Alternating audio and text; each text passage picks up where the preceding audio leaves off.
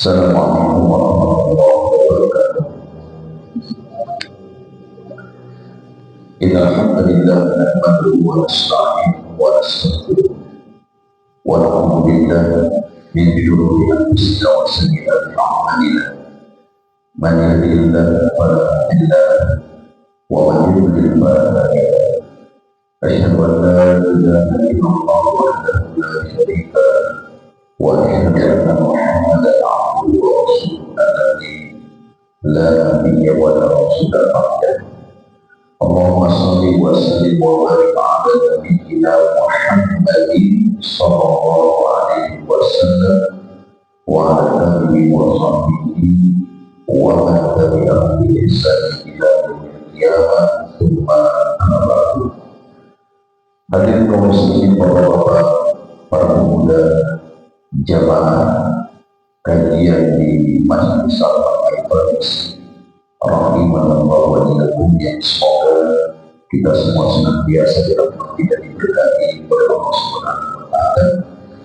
Alhamdulillah, segala puji dan syukur kita panjatkan kepada Allah atas segala nikmat karunia dan nikmat yang telah Allah berikan kepada kita semua. Sehingga alhamdulillah di pagi hari yang berbahagia ini Allah Subhanahu wa taala kembali mengumpulkan kita semua di tempat yang penuh berkah ini, di masjid yang kita cintai ini, Masjid Salman Al-Faris, dalam rangka untuk melaksanakan salah satu kewajiban kita sebagai seorang muslim, yaitu menambah wawasan ilmu syar'i kita.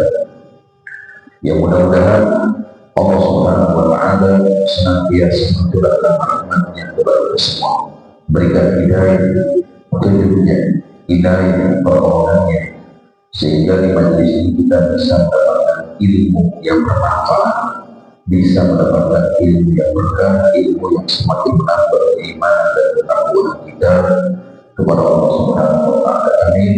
Amin ya rabbal alamin. Kaum muslimin rahimakumullah, kita tentu yakin bahwa semua kita ingin kebahagiaan. Oleh karenanya kita selalu berusaha untuk mendapatkan kebahagiaan tersebut, terkhusus untuk diri kita sendiri.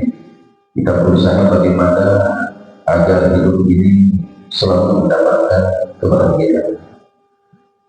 Dan ada sebagian orang yang cara mendapatkan kebahagiaan tersebut dengan dia beramal soleh, mengerjakan ibadah-ibadah baik yang diwajibkan maupun yang disunahkan, terutama mengerjakan sholat, dan yang lebih utama adalah sholat wajib yang dibawa. Nabi Sallallahu Alaihi Wasallam tidak lalu beliau menjadikan sholat sebagai wujud hati beliau. Disebutkan dalam hadis yang sahih, wajibnya qurratu aini di sholat, telah dijadikan penyejuk hati, ya, kebahagiaan bagiku ketika aku sedang melaksanakan sholat. Jadi sholat bagi Nabi Sallallahu Alaihi Wasallam adalah sebuah kebahagiaan yang luar biasa. Makanya ini menjadi pelajaran buat kita ketika kita melaksanakan sholat.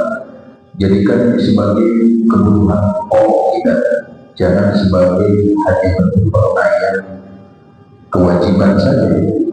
Sehingga kadang kalau dia seperti itu, kadang melaksanakannya biasa-biasa saja. Tapi kalau menjadi sebuah kebahagiaan, insya Allah ada sangat serius, yang tumanina dan yang lainnya. Dan ada sebagian orang yang menjadikan kebahagiaan itu ketika mendapati harta benda yang berlimpah, ketika mendapati kedudukan yang tinggi atau kedudukan yang masyarakat. Dan ada sebagian orang untuk meraih kebahagiaan, dia melakukannya dengan cara meminum minuman keras. Ada sebagian mabuk-mabukan, menganggap bahwa dengan mabuk tersebut ini akan membawa kebahagiaan, akan menghilangkan berbagai masalah yang sedang dihadapinya, menyangka bahwa khamar atau minuman keras ini merupakan induk kebahagiaan. Tapi kalau kita melihat realitanya, kaum muslimin justru kebanyakan kejahatan yang terjadi di muka bumi kita katakan bersumber dari khamr. Bukankah banyak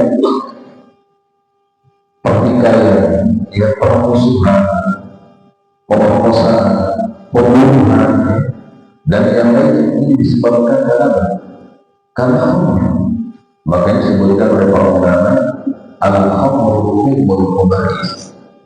Khamr atau minuman keras ini adalah induknya semua kejahatan. Dari khamr muncul berbagai kejahatan lain. Dari khamr muncul dosa besar lainnya. Ini satu hal yang kita bisa lihat di realitas seperti ini. Oleh karenanya pada kesempatan yang berbahagia ini kita sedikit banyak menjelaskan tentang bahaya dari khamr atau syurbul khamr, meminum minuman keras. Nah, khamr kalau kita melihat secara bahasa ini berasal dari bahasa al-khamr, di mana secara bahasa yang dimaksud al-khamr adalah sesuatu yang menutupi, sesuatu yang mencampuri. Jadi apapun yang tertutup olehnya, apapun yang tercampur olehnya, nah sesuatu yang menutupi dinamakan khamr secara bahasa. Oleh karenanya penutup kepala wanita ini sering disebut juga al-khimar, karena menutupi kepala, menutupi rambut sebagai bentuk penunaian kewajiban memakai hijab. Jadi kerudungnya dinamakan khimar, berasal dari kalimat yang sama dengan al-khamr, sesuatu yang menutupi yang secara bahasa. Ada yang dimaksud dengan khamr dalam istilah syariat agama atau menurut istilah para ulama adalah semua nama bagi sesuatu yang bisa menutupi atau menghalangi akal dari berpikir, baik itu berupa cairan ataupun benda padat. Jadi tidak mesti yang dimaksud dengan khamr ini berupa cairan atau minuman. Terkadang dinamakan khamr dia berbentuk benda padat, seperti misalkan bisa masukkan obat-obatan terlarang, ekstraksi atau apalah istilah-istilah banyak. Nah ini pun sama, termasuk istilah khamr. Intinya kalau hal tersebut bisa menutupi atau menghalangi akal dari berpikir sehat, maka dinamakan khamr. Dan memang berada seperti itu. Orang yang mampu biasanya dia tidak bisa mengendalikan ucapannya akan melanggar, akan mengucapkan hal yang sebetulnya harusnya dia turuti, tapi diucapkan. Kenapa?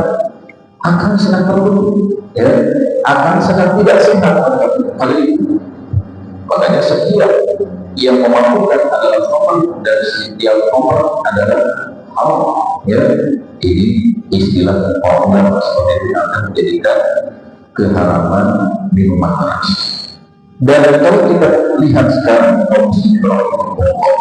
khamr atau minuman keras ini bukan hanya satu nama saja. Dulu orang mengetahuinya istilahnya khamr saja. Namun di sana sekarang khamr itu berbagai macam nama. Bahkan nama-namanya dibuat seakan-akan minuman yang mewah, minuman yang hanya kelas atas, atau nama-nama yang membuat para pemuda itu senang dengan nama tersebut. Minuman mewah seperti vodka, whisky, apa-apa itu.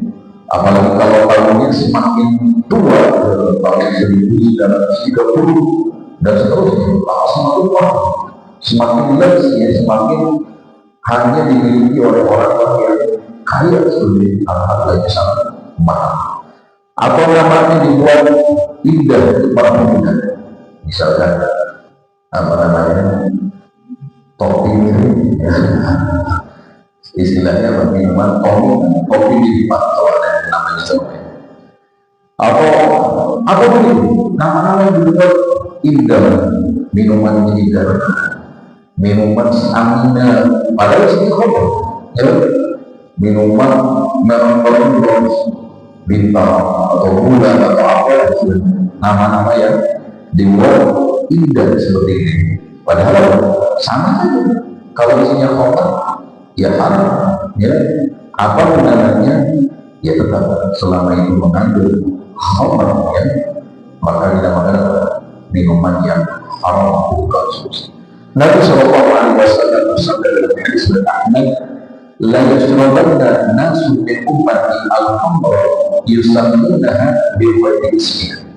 Sungguh akan ada dari umatku yang mereka minum khamr, tapi mereka menamakannya dengan nama-nama yang lain. Tadi nama-nama yang dibuat indah, dibuat mewah, dibuat seakan-akan bagus untuk dikonsumsi. Apapun itu adalah minuman yang diharamkan oleh Allah Subhanahu wa Ta'ala.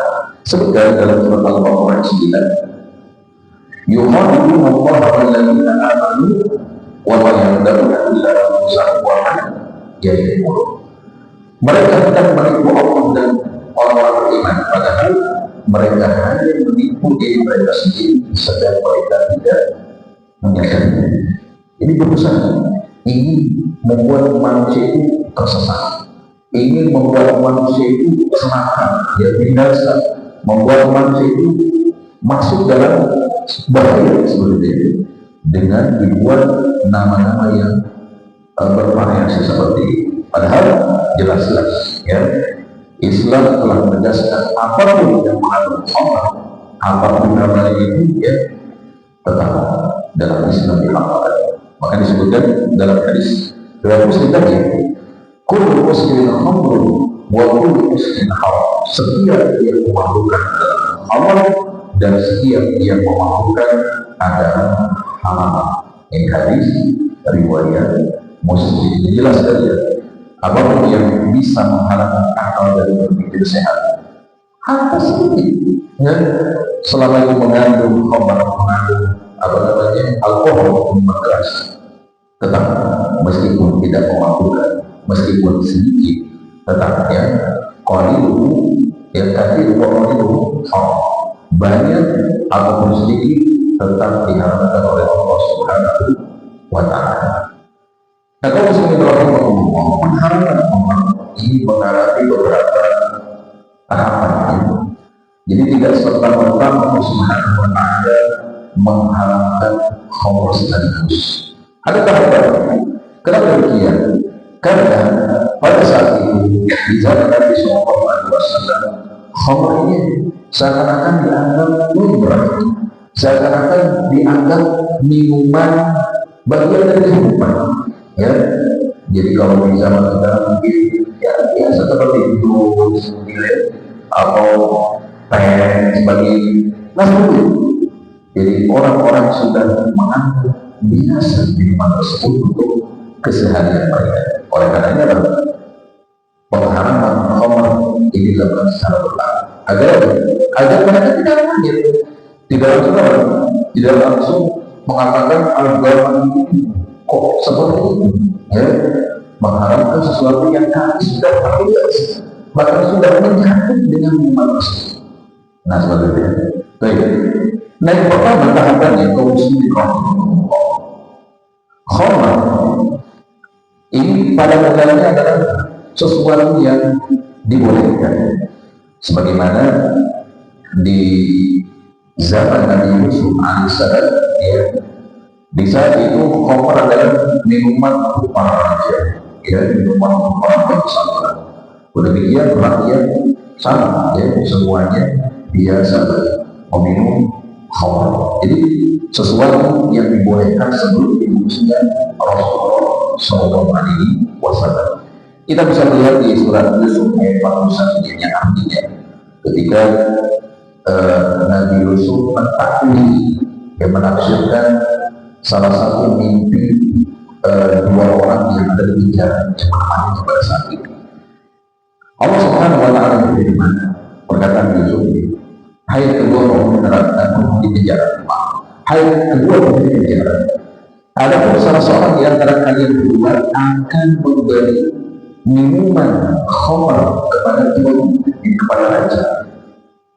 Adapun seorang lagi maka dia akan bisa lalu memakan sebagian dari kepalanya. Artinya pada saat itu khamar adalah minuman yang biasa ya bagi masyarakat di zaman Nabi Yusuf alaihissalam. Sampai sebelum diutusnya Nabi Muhammad SAW, syariat ini belum berubah, belum ada pelarangan atau diharamkannya khamar. Dan pada zaman di awal-awal Islam pun seperti itu, masyarakat yang baik yang sudah Islam ataupun yang belum Islam ya, ini semuanya sama-sama menganggap khamar adalah minuman yang biasa. Minuman saya pada ketika datang ya, mereka menghidangkan khamar ya, selain makanan-makanan yang ada, karena kebiasaan orang Arab sejak zaman dulu sampai saat ini sampai ini, ketika ada tamu itu mereka ketika menghidangkan makanan gak suka lupa gak sedikit ya, jadi langsung sekali banyak makanan yang dihidangkan oleh mereka, termasuk di zaman di awal-awal Islam hidangan banyak termasuk orang yang minuman keras pada saat ini hidangan biasa di zaman awal-awal Islam. Jadi kalau langsung diharapkan pada saat itu akan merasa berhutang baik, akan merasakan karena ini buatnya di rumah disediakan ya minuman sehari-hari sebagai akan rasakan. Maka di awal-awal ya khamar ini sesuatu yang biasa. Lalu Allah Subhanahu wa taala memberikan ayatnya ya untuk menjelaskan bahwa dalam kehidupan ini ada minuman yang baik, ada minuman yang tidak baik. Masih harus ya, ada minuman yang baik, ada minuman yang tidak baik. Nah, khamar termasuk minuman yang tidak baik. Kita bisa melihat di surat An-Nahl ayat 67 ya. Ini ayat yang menjelaskan tahapan pertama yang menuju pengharaman khamar. Ya, surat An-Nahl ayat ke-60. Allah Subhanahu wa taala menjelaskan di sini tentang anugerah Allah berupa anggur. Jadi Allah Subhanahu wa taala menciptakan anggur itu memiliki keutamaan. Ya. Apa keutamaannya? Sebagai rezeki. Bisa kita konsumsi anggur itu nikmat sekali kan?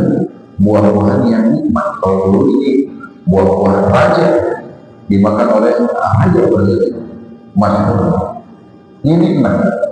Ada anggur yang manis, ada segar seperti ini nikmat, rezeki yang luar biasa. Namun ya selain makanan yang langsung bisa dikonsumsi juga bisa dijadikan sebagai khamar atau minuman keras. Allah Subhanahu wa taala berfirman, ya artinya, dan dari buah kurma dan anggur kalian membuat minuman yang memabukkan dan juga rezeki yang baik. Sungguh pada ketika ini benar-benar terdapat tanda kebesaran Allah bagi orang-orang yang memikirkan. Jadi ada rezeki yang baik, artinya kita bisa langsung mengkonsumsinya, dan ada minuman yang memabukkan. Nah, kata para ini untuk membedakan mana rezeki yang baik, mana rezeki yang tidak baik. Rezeki yang baik ketika anggur langsung dikonsumsi oleh kita, ini menjadi rezeki yang baik. Dan ketika menjadi minuman yang memabukkan, ini adalah sesuatu yang tidak baik. Jadi ya, ini yang pertama. Jadi langkah yang pertama, Allah Subhanahu wa taala membedakan mana minuman yang baik, ya, mana minuman yang tidak baik. Jadi manusia berpikir dulu, oh, khamar itu adalah minuman tidak baik. Dan mereka mengkonsumsinya, ya, mengkonsumsi hal tersebut. Cuma ada peringatan saja bahwa khamar ini bukan rezeki yang baik, bukan minuman yang baik. Kemudian tahapan yang kedua, muslim rahimahullah, Allah Subhanahu wa taala menyinggung khamr dengan menjelaskan manfaat dan juga efek negatif, bahkan dia termasuk dosa besar. Cuma belum diharapkan, termasuk dosa besar. Dosa besar tapi ada manfaat. Surah dalam surat Al-Baqarah ayat 219 ya. Mereka bertanya kepadamu tentang khamr dan judi. Katakan enggak, pada keduanya ada dosa besar dan ada manfaat juga bagi manusia. Ya, tapi dosa besarnya, tapi dosanya jauh lebih besar daripada manfaat. Ya, wa ismuhuma akbar min naf'ihima. Tapi dosa keduanya, ini dosa minuman keras dan dosa judi, ini jauh lebih besar daripada manfaat. Nah, ini ayat ini diturunkan ketika Umar bin Khattab ini meminta fatwa kepada Nabi Shallallahu Alaihi Wasallam tentang khamar. Nah, dikatakan bahwa khamar itu ada manfaatnya bagi manusia, namun dia pun termasuk dosa besar. Jadi belum diperintahkan untuk meninggalkan pada saat itu. Artinya belum ada kejelasan apakah ini harus ditinggalkan atau gimana, belum ada kejelasan. Makanya mereka tetap meminum khamar. Tahapan ketiga, kaum muslimin rahimahumullah, Allah Subhanahu wa taala mengharamkan khamar ketika penunaian sholat. Ya, jadi ketika sholat diharamkan minum khamar. Selain sholat belum diharamkan. Kenapa demikian? Karena satu waktu ada salah seorang sahabat dijadikan imam sholat. Lalu sahabat tersebut dia ketika mengimami sholat kebetulan sebelumnya minum minuman keras, minum khamar. Ya. Maka ketika mengimami sholat ini bacaannya sering terbuka. Jadi pabayun, acak-acakan bacaan. Kenapa demikian? Akan sebagian tertutup ya. Akhirnya bacaannya tidak tahu. Maka disampaikanlah kepada Nabi Shallallahu Alaihi Wasallam tentang hal tersebut. Lalu turunlah ayat ya yang mengharamkan minum minuman keras, minum khamar ketika sedang melaksanakan sholat ya. La taqrabus sholata wa antum sukara. Ya, yang dinamakan la taqrabus sholat wa antum sukara. Wahai orang iman, janganlah kalian sholat sedang kalian dalam keadaan mabuk ya, hingga kalian mengerti apa yang kalian ucapkan. Jadi kalau sudah hilang pengaruh khamrnya, baru boleh kalian mengimami sholat ya, atau baru boleh kalian melaksanakan sholat. Selama masih ada pengaruhnya, tidak boleh, apalagi sampai mengimami sholat, karena bisa mengacaukan bacaan, bisa merubah-rubah ya, isi bacaan dalam ayat-ayat Al-Quran yang dibaca. Nah, seperti itu di surat An-Nisa yang ke-43. Jadi diharapkan ketika sholat saja ya, selain sholat belum ada pengaruh.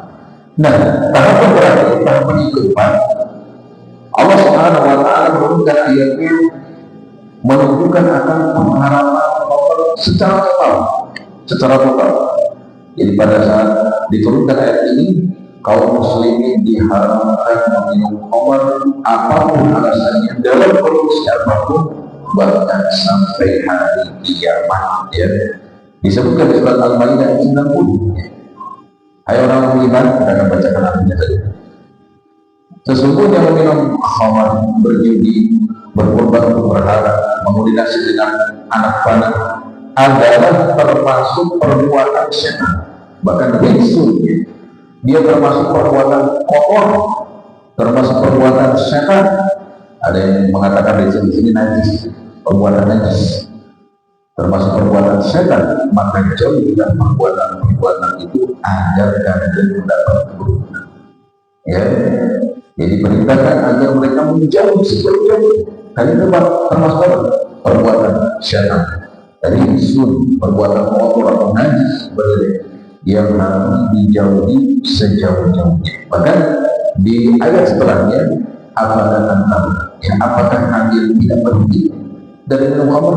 Maka semua sahabat berkata, kami berhenti ya, dari apa? dari meminum khamr. Jadi semua sahabat pada saat setelah mendengar ayat tersebut semuanya berhenti dari meminum khamr. Bahkan disebutkan dalam sebuah hadis yang dari Bukhari dan Muslim bahwa Anas bin Malik radhiyallahu anhu berkata, aku pernah menjamu satu kaum dengan minuman khamr di rumah Abu Bakar radhiyallahu anhu. Saat itu ya khamr ini disediakan. Lalu ada seorang penyeru Rasulullah SAW mengatakan bahwa khamr diharamkan untuk umat Islam.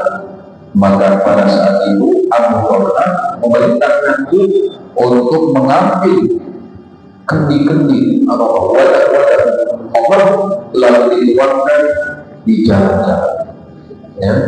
Dan semua sahabat yang mendengar berita tersebut membuat semua persediaan minumannya di jalan-jalan, dibuat sebagai bentuk ketaatan kepada Rasulullah Sallallahu Alaihi Wasallam. Jadi mereka tidak kaget lagi ya dengan perintah tersebut, karena ada tahapan-tahapan untuk pengharaman khamr. Maka di sini ada pelajaran bahwa para sahabat radhiyallahu anhu mereka tidak ragu ya untuk melaksanakan perintah Allah. Apa itu?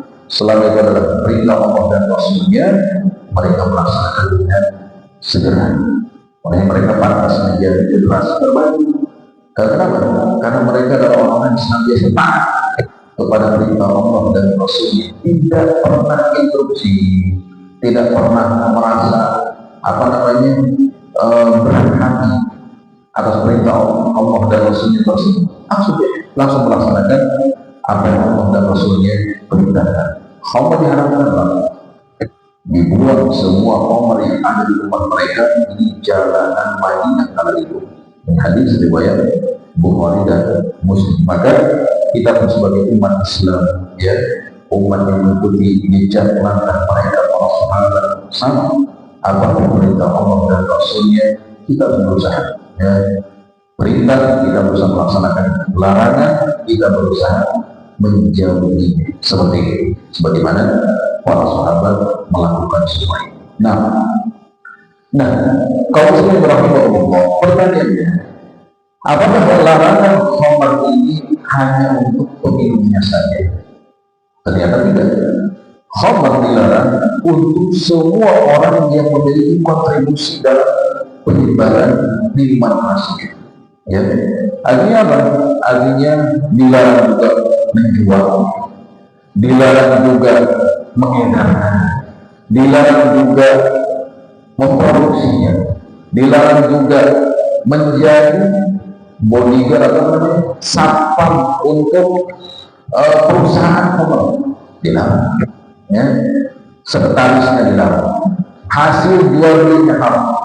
Jadi semua yang berkaitan dengan peredaran minuman keras, ya semuanya dilarang, semuanya diharamkan. Kerjaannya diharamkan, bekerja di perusahaan minuman keras diharamkan. Kalau tetap memaksa bekerja di sana, hasil yang didapat haram, ya haram, tidak akan boleh. Nah, jadi semua yang berkaitan dengan peredaran minuman keras semuanya diharamkan oleh Allah Subhanahu wa Ta'ala, bahkan semuanya mendapatkan laknat. Ngeri kan? Peminumnya, penjualnya, pengedarnya, pemasoknya, pabriknya, apalagi tadi security-nya, sekretarisnya, bendaharanya, siapapun yang berkecimpung di dalam urusan minuman keras tersebut, semuanya mendapatkan laknat dari Allah Subhanahu wa Ta'ala. Bahkan di sini disebutkan laknat dari Rasulullah SAW.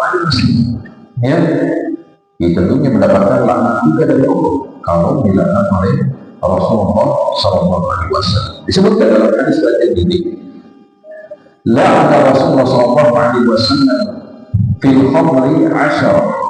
Rasulullah SAW melaknat 10 orang yang berkaitan dengan khamr. Ini 10 ya di sini.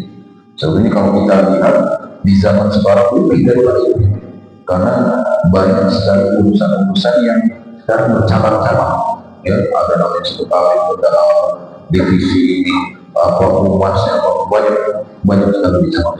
Namun secara umum disebutkan ini pokoknya 10. Yang pertama al-syirah, yaitu orang yang memeras anggur menjadi minuman keras. Wa-mu'tasirah, dan orang yang meminta diperaskan, ya mungkin pihak pabriknya. Wa-syaribah, dan peminumnya, dapatkanlah. Wa-hamilah, pembawa distribusinya, yang apa namanya, yang menyalurkannya. Wal-mahmulata ilaih, ya, dan orang yang minta dibawakan untuknya, ya, orang yang minta dibawakan untuknya. Misalkan warung-warung, biasanya kan minuman keras di zaman sekarang kalau di Indonesia kan warung-warung mahal, warung-warung yang apa namanya, yang kadang disembunyikan, ya. Kalau di luar negeri bebas uang. Wasafiyah, demikian penuangnya, yang menuangkan, ya para pembantu misalnya menuangkan minuman keras untuk tuannya. Wadai'aha, dan juga berjual, ya para penjual. Wa'akilat tamannya, dan juga yang memakan hasilnya. Siapa? Meskipun dia apa namanya, bukan penjual, seorang penadah atau apa, yang memakan hasil dari penjualan tersebut. Wal mustarilah, yang membelinya, jadi dia bukan yang membeli, yang membelikan untuk seseorang. Wal mustarah lahnya, dan yang minta dibelikan, meskipun dia bukan peminum misalnya, apalagi dia yang sekaligus peminumnya. Jadi semua yang berkaitan dengan minuman keras, peredarannya atau apapun itu, semuanya mendapatkan laknat dari Rasulullah Shallallahu Alaihi Wasallam. Ini menandakan bahwa ini bukan perkara biasa, ini perkara dahsyat dalam Islam. Baik, kaum muslimin rahimahumullah. Sekarang kita akan menyebutkan dampak, ya, dampak secara umum, baik dampak duniawi maupun dampak secara yakni agamanya bagi para peminum minuman keras. Yang pertama kan di awal sudah dijelaskan bahwa minuman keras ini bisa menjadi penyebab segala kejahatan yang terjadi, ya, segala kriminal yang terjadi di muka bumi ini secara umum penyebabnya apa? Minuman keras.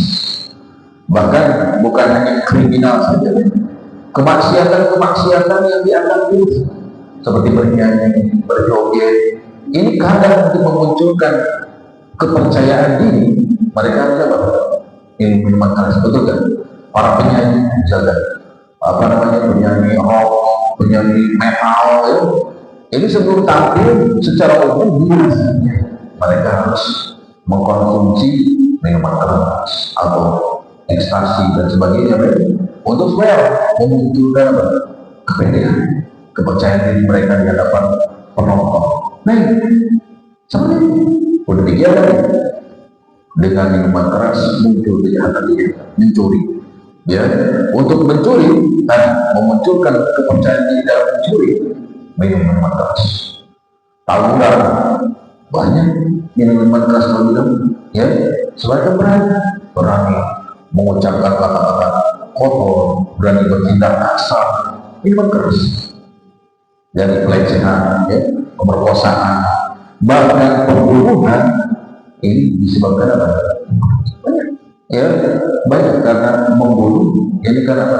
Karena minuman keras tidak sadar. Akhirnya ketika dia sadar baru dia menyesal, betul kan? Banyak sebenarnya orang menyesal setelah sadar bahwa saya membunuh. Pengaruh apa?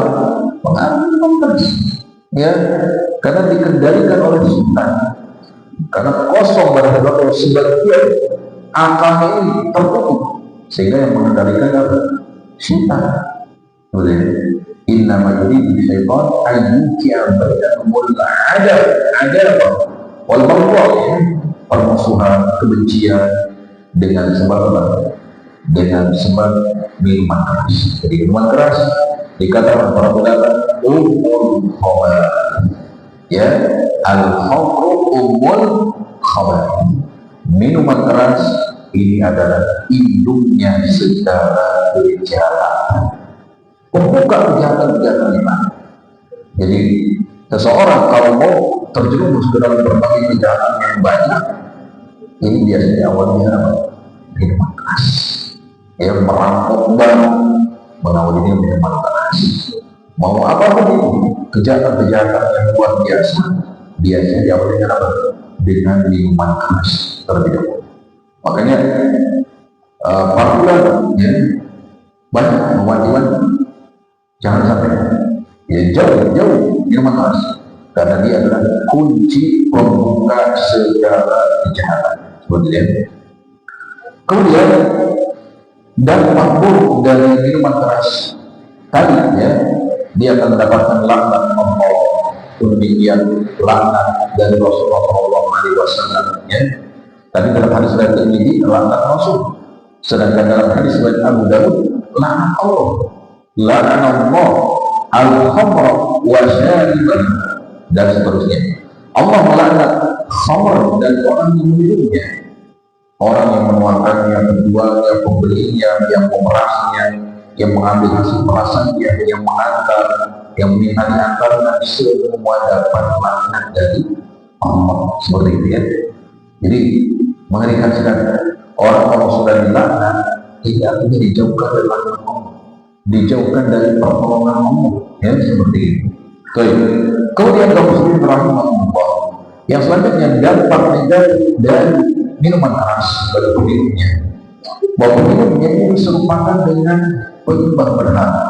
Kita tahu penyembah berhala itu sama dengan orang-orang kafir, orang-orang celaka, orang-orang yang binasa dunia akhirat, seperti itu. Nah, peminum minuman keras, ya, artinya pecandu minuman keras, ini disamakan dengan apa? Dengan penyembah berhala. Disebutkan dalam hadis riwayat Ibnu Majah, mudminul khamri ka'ani watan. Pecandu minuman keras ini sama seperti penyembah berhala. Ya, dari sama dari apa? Dari kecanduan, dari ketergantungan. Penyembah berhala ketergantungan kepada berhala, sehingga mereka akan menyematkan segala urusan mereka kepada berhala tersebut. Demikian pecandu minuman keras, ya, dia akan ketergantungan kepada minuman keras tersebut, sehingga sehari tidak minuman keras dia akan kelimpungan. Ya. Nah, jadi ketika disamakan dengan hal tersebut, ini mendapat bahwa perbuatan itu buruk sekali. Bayangkan disamakan dengan perbuatan kufur, perbuatan kesyirikan. Ini dosa yang sangat berat sekali, luar biasa sekali. Ya, makanya sebagian ulama mengatakan ketika mereka disempatkan dengan penyembah berhala, menandakan khamr ini bisa menyebabkan kekufuran. Ya, kalau mereka mati tidak bertaubat ya sebelum kematiannya, ini bisa jadi sama siksaannya seperti para penyembah berhala.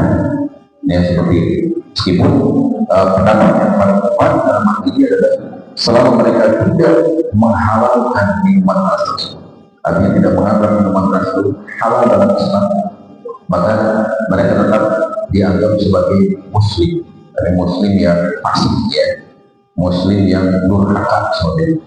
Maka tetap kelak di akhirat, ya, kalau mereka mati dalam kondisi seperti ini, ya, artinya muslim tapi fasik, tetap mereka pada akhirnya akan masuk ke dalam surga, meskipun kalau Allah kehendaki mereka akan masuk neraka terlebih dahulu sesuai dengan dosa yang dilakukannya. Nah, kemudian dampak negatif akibat buruk dari pecandu khamr adalah ada ancaman diharamkan masuk surga.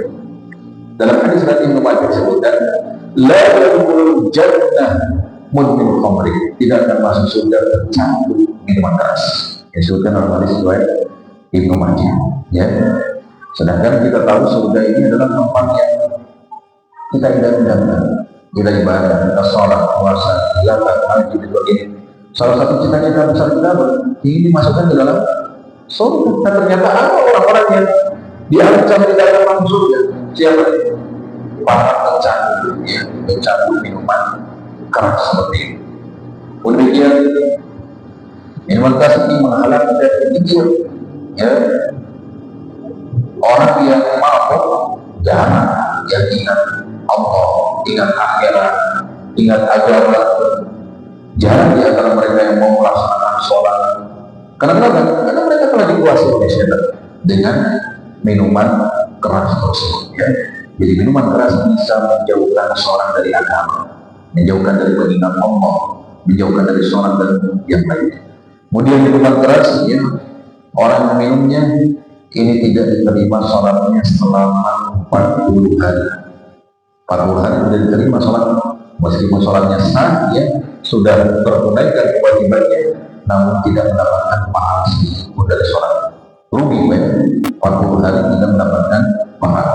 Sudah hadis lagi Majah, siapa yang minum minuman keras, mabuk, ya, maka sholatnya tidak diterima selama 40 hari.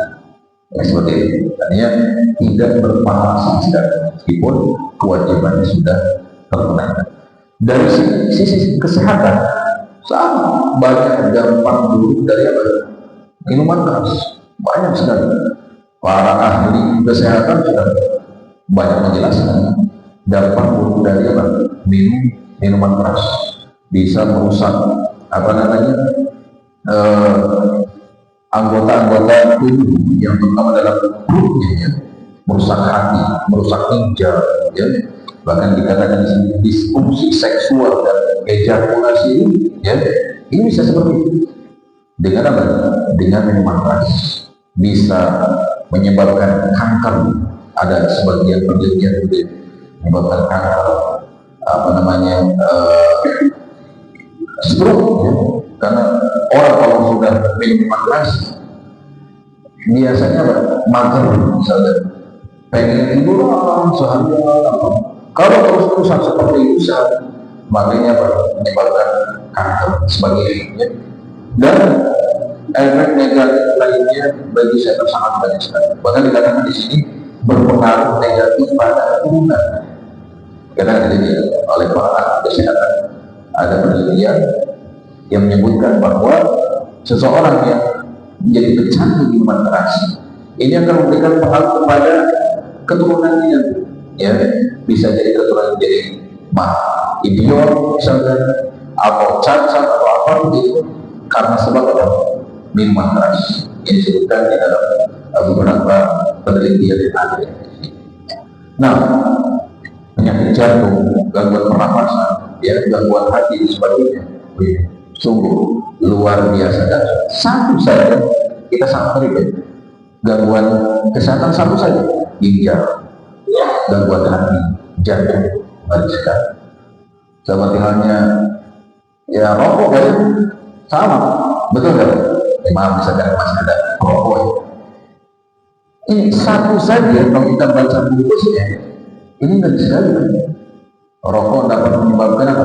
Serangan jantung, serangan jantung mendadak, ada yang mau, betul kan? Impoten, gangguan kehamilan dan janin, nggak ada yang mau, nggak ada yang mau. Coba kalau kita misalkan datang ke sebuah supermarket, mendapati ada susu kemasan susu, misalnya mau beli susu kaleng, ya. Nah, di kemasan susu tersebut, minum susu ini dapat menyebabkan muntah-muntah, berak misalnya, atau apalah, menyebabkan pusing tubuh keliling, menyebabkan Anda akan mengalami apa, gagal ginjal. Susu apa kita akan membuat bermain kejuangan bimbingan susu nanti jelas bikin. Tapi untuk rokok, ya, benar kan? Rokok dapat menyebabkan kanker, serangan jantung, impoten, ditambah gambarnya bukannya marah, tapi kan berapa? Nah, ini berapa harganya? Sorry, luar biasa. Nah, satu saja dalam Islam, satu saja menyebabkan kerusakan dalam badan kita, diharamkan. Ya, diharamkan dalam Islam. Ini kaidah la dharara wa la dirara. Yang kata hadis Nabi Sallallahu Alaihi Wasallam, la dharara wa la dirara. Jangan engkau merugikan diri sendiri dan jangan engkau merugikan orang lain. Nah, kalau Umar mungkin keumumannya merugikan diri sendiri, keumuman meskipun dia dapat tadi membunuh, melukai atau apa. Tapi untuk rokok, ya ini merugikan diri sendiri, merugikan orang lain. Dia perokok aktif, yang lain perokok pasif. Justru kata ahli kesehatan, perokok pasif itu lebih baik karena sudah jadi perokok aktif, jadi sudah mengisap racun, lalu racun di tubuhnya pun digabung dengan racun tadi, keluarnya double. Perokok pasif jadi kena double, kan? Nah, ini lebih dahsyat penyakit. Nah, seperti itu. Jadi satu saja merusak tubuh kita, membahayakan tubuh kita, apalagi lebih dari satu kuahan, gitu ya. Bukan haram lagi apa? Kuahan, jadi lebih dari haram. Nah, terakhir kaum muslimin orang Islam sudah surut belum? Terakhir hukuman peminum khamr di dalam agama, ya, dalam Islam tidak hanya diharamkan saja khamr, peminumnya berhak mendapatkan hukuman had. Apa hukumannya? Di zaman Nabi Sallallahu Alaihi Wasallam, ketika seorang ketahuan ya minum khamr, maka dihukum cambuk sebanyak 40 kali. Sebutkan di dalam hadis dari Abu Dawud, jalan Rasulullah Sallallahu Alaihi Wasallam di khamri wa Abu Bakr al-Ba'in. Rasulullah Sallallahu Alaihi Wasallam mencambuk peminum khamr sebanyak 40 kali cambukan. 40 kali. Demikian di zaman Abu Bakar 40 kali. Wa kambaraha Umar tanani wa kullu sunnah. Dan Umar bin Khattab menyempurnakan menjadi 80. Ya, 80 sama. Ini berdasarkan istihad dari Abdurrahman bin Auf kalau tidak salah. Jadi Umar meminta pendapat kepada para sahabat senior berapa hukuman yang pantas untuk peminum minuman keras. Kalau di zaman Nabi kan 40, tapi mungkin di saat itu ada beberapa orang yang kecanduan. Maka Abdurrahman bin Auf dia mengambil inisiatif dari sebuah ayat, ya 80. Ini bagi saksi palsu kalau tidak salah. Artinya orang yang menuduh orang lain berbuat zina tapi tidak ada saksi, maka dia dihukum cambuk 80 ya. Maka dijadikan apa? Hukum di zaman Umar bin Khattab 80 cambukan.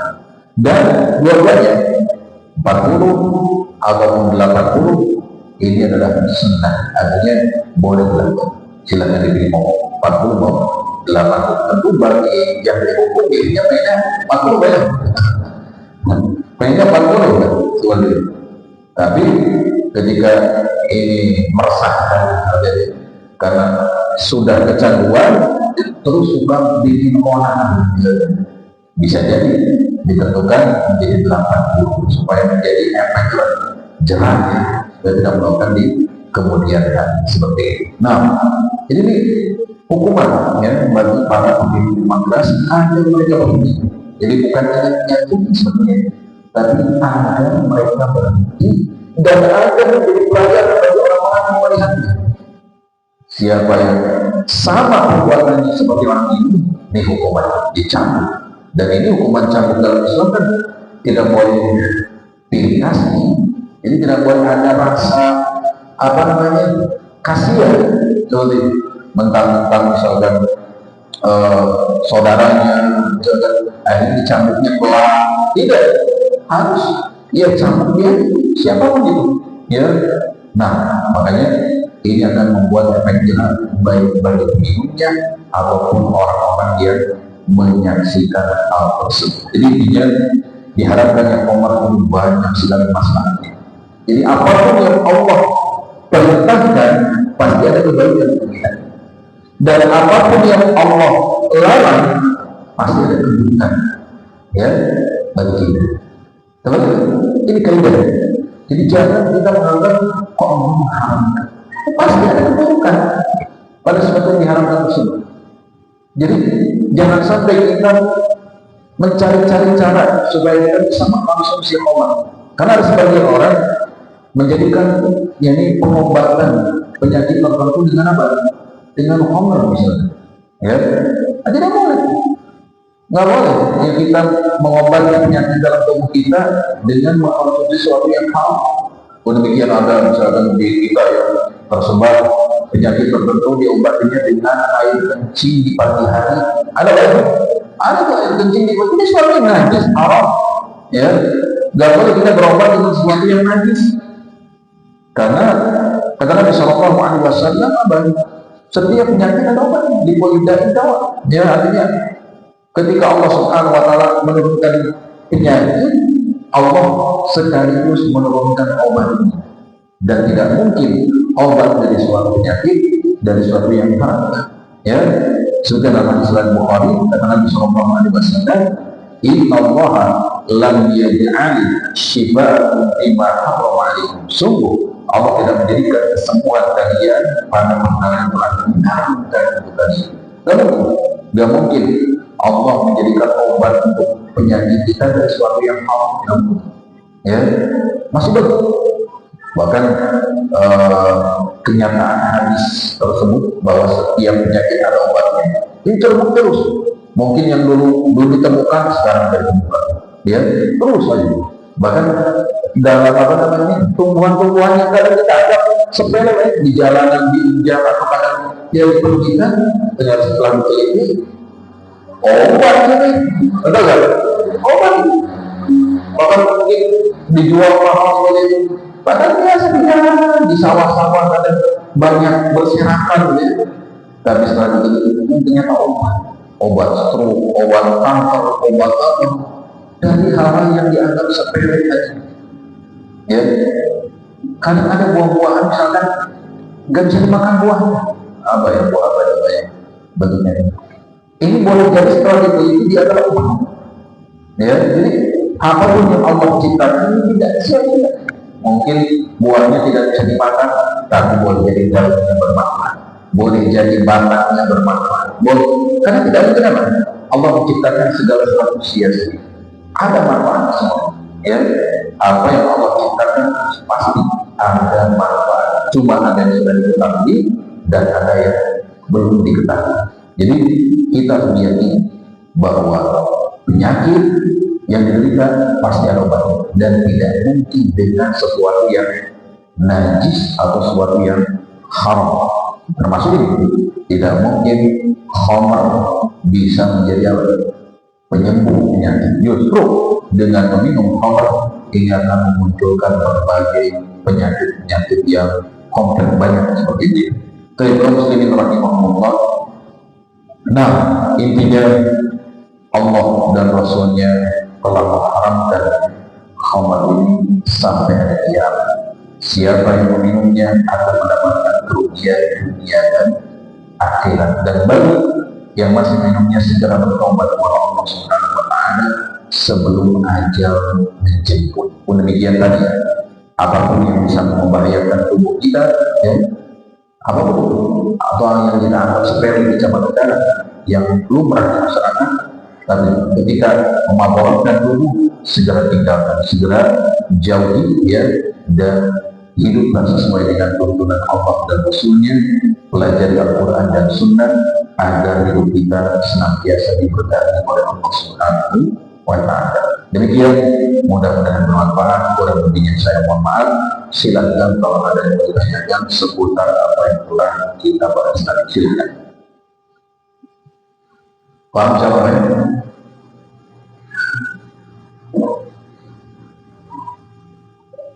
Ada. Kalau tidak ada, kita tutup dengan al-Fatihah majlis. Subhanallah wa bihamdihi, asyhadu an la ilaha illa anta, astaghfiruka wa atubu ilaik. Assalamualaikum warahmatullahi wabarakatuh.